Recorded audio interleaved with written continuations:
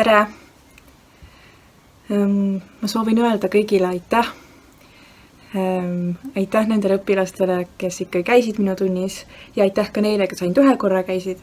Te kasvatasite mind väga ja mitte ainult mina ei näinud teie arengut, aga teie nägite minu arengut ka ja minu meelest see on väga oluline tegelikult ja ma arvan, et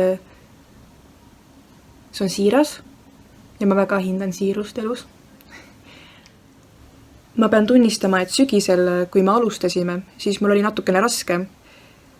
Ma tundsin, et mul ei ole piisavalt kogemuste pagasit, et sellist klassi õpetada või sellist rühma, ütleme siis. Ja ma arvan, et ma soovingi teile kõigile mitte head enda leidmist, vaid head enda ärakaotamist.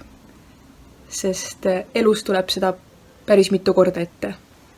Ja ma arvan, et ka sellistest hetkedest peaks võtma maksimumi.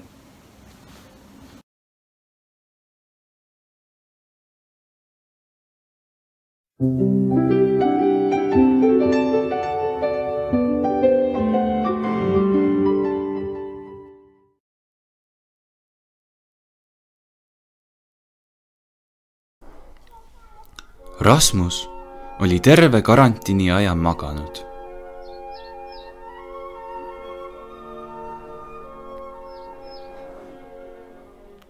Ja nüüd oli vaja uuesti kõndima õppida.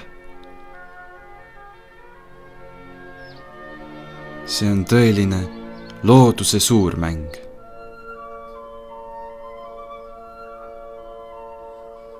Imeline. Tere, Rasmus. Tere. Tere.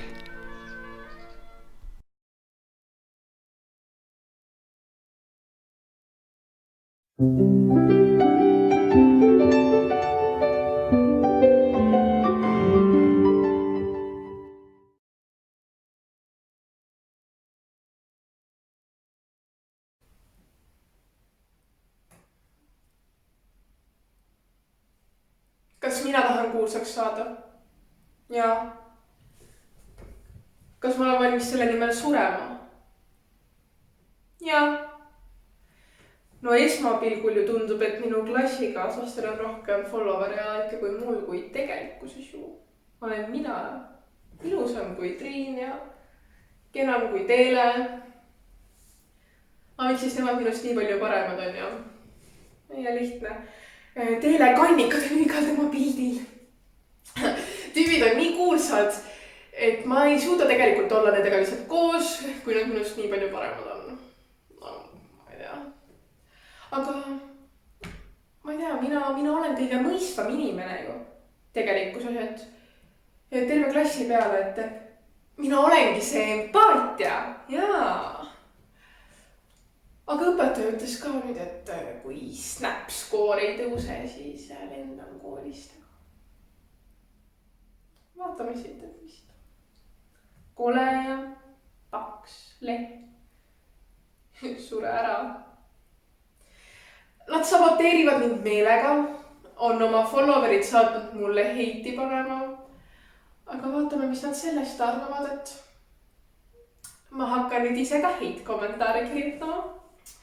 Vaatame, kes siis see parem on.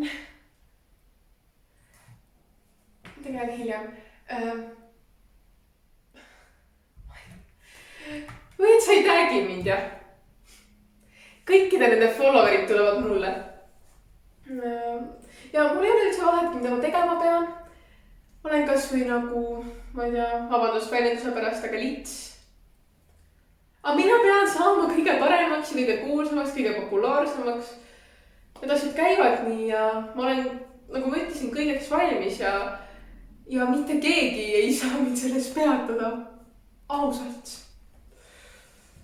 Nii teelekene. Hoor.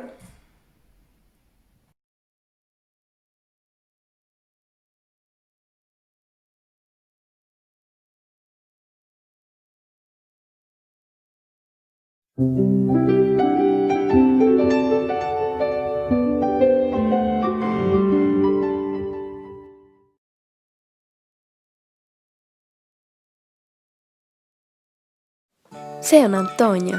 Ta on 10-aastane arvutisõtlane, kes juhuslikult jälgib praegu oma lemmikkanalilt gaming videot.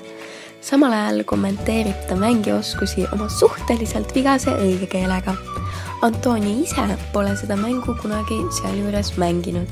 Ta pere on praegu matkarajal, aga Antoniol oli paremat teha, kui elus loodust vaadata. Väljaspool mänge Antoniol väga sõpru pole, küll aga on tal ülalt naaber nii sõbra kui vanaisa eest korraga. Tema nimi on Aleksander. Saage tuttavaks, teda kutsutakse Aleksandriks. Ta on üks väga õnnetu olend. Selle põhjus on üksildus. Vahepeal on ka asju, mis olendi tõju tõstavad. Näiteks see, kui talle tuleb külla tema peaaegu lapselaps Antonio ja nad söövad Aleksandri enda püütud saaki. Täpsemalt kala. Aleksandril on ka vihavaenlasi. Nimi on Julia. See on Julia. Julia on 48-aastane. Ta elab suures kortermajas, kus on sadu inimesi, kuid tunneb end ikkagi alati üksi. Seevastu on ta ka valinud endale töö, kus ei jää oma mõtete mõtlemiseks sekunditki. Ta on põhikoolis aineõpetaja ja lisaks veel klassijuhataja. Tema kohta levib kooli peal igasuguseid hüüdnimesid, kuigi ta ise ütleks enda kohta pigem korrektne ja täpne. Hingelt on ta ka päris noor. Paar kuud tagasi alustas ta trenni tegemisega ja sellest ajast peale tunneb ennast kohe kõvasti värskemana. Tal on ka mõned päris veidrad harjumused, mida mitte keegi tema kohta ei tea. Näiteks meeldib talle alati kodulähedasest trimist läbi käia just siis, kui saiakesed ja pagaritooted on õhtuti -20% alla hinnatud.